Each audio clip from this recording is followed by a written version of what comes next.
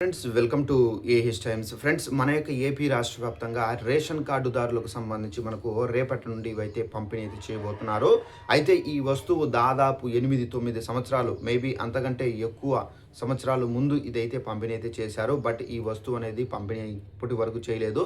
అయితే మన యొక్క ఏపీ రాష్ట్ర వ్యాప్తంగా మళ్ళీ ఈ వస్తువును అయితే పంపిణీ అయితే చేయబోతున్నారు. అయితే ఈ వస్తువు ఏంటి, దానికి సంబంధించిన పూర్తి వివరాలు తెలియజేస్తాను.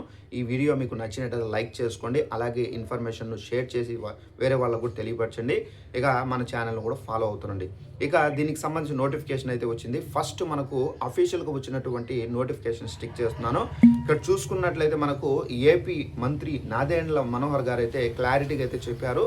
అయితే మనకి ఏంటంటే ఈ నౌక ఏదైతే ఉందో ఇది మనకు ఆల్మోస్ట్ 21వ తేదీ రావాల్సింది. బట్ ఏంటంటే గ్యాస్ సిలిండర్ సంబంధించి ఇదైతే మనకు 26వ తేదీన అయితే వచ్చిందని. అలాగే మనకు ఇప్పుడు గ్యాస్ కొరత అనేది ఏర్పడింది. రీసెంట్గా మనకు ఖతార్ పైన కూడా అయితే ఎక్కడ ఇది గ్యాస్ అనేది ఉత్పత్తి అవుతున్న ప్లేస్లో ఏంటంటే ఈ ఇరాన్ అయితే దాడులు చేసింది. సో దీని కారణంగా మనకి ఏంటంటే అక్కడ మనకు మొత్తం గ్యాస్ సరఫరా అనేది నిలిచిపోయింది. సో దీని కారణం మనకు ఇప్పుడు గ్యాస్ కొరత అనేది ఏర్పడబోతుంది. అయితే దీని నిమిత్తం మనకేంటంటే కేంద్ర ప్రభుత్వం అయితే రాష్ట్రాలకు ప్రతి ఒక్క రాష్ట్రానికి కిరోసిన్ అనేది మనకు పంపిణీ అయితే చేయాలని చెప్పేసి ఆదేశాలు అయితే జారీ చేశారు.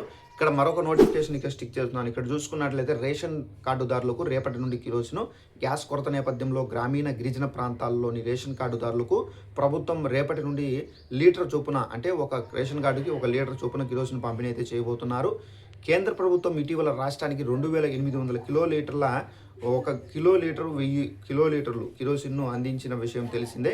ఏపీకి కిరోసిన్ రహిత రాష్ట్రంగా మార్చినప్పటికీ సంక్షోభ పరిస్థితుల కారణంగా మనకు మళ్ళీ సరఫరా చేస్తున్నట్లు మంత్రి నాదెండ్ల మనోహర్ గారు అయితే తెలిపారు. సో ఫ్రెండ్స్ చూసారు కదా, మన యొక్క ఏపీ రాష్ట్ర వ్యాప్తంగా మనకు గిరిజన ప్రాంతాలు అంటే ఎవరైతే గ్యాస్ సిలిండర్ లేకుండా మనకు కట్లు పొయ్యిల పైన మనకు ఏంటంటే ఈ వంట వండుకుంటుంటారు కదా, అలాంటి వారికి పేదవారికి అలాంటి వారికి కిరోసిన్ అయితే పంపిణీ అయితే చేస్తారు.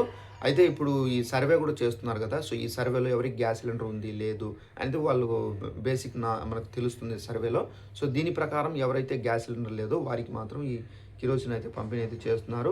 అయితే గ్రామీణ గిరిజన ప్రాంతాల వారికి మాత్రం అయితే పంపిణీ అనేది కంపల్సరీ అయితే చేస్తారు. సో రేషన్ కార్డ్ అనేది తీసుకొని వెళ్ళి మనం యాక్చువల్లీ ఏంటంటే ముందు మనం రేషన్ షాపుల దగ్గరికి వెళ్ళి తీసుకునే వాళ్ళము. బట్ మేబీ అక్కడే ఇచ్చే అవకాశం అయితే ఉందండి. సో ఇదండి ఇన్ఫర్మేషన్. ఈ అప్డేట్ అనేది తెలియని వాళ్ళు కూడా షేర్ చేసి తెలియపరచండి. Thanks for watching this video. All the best.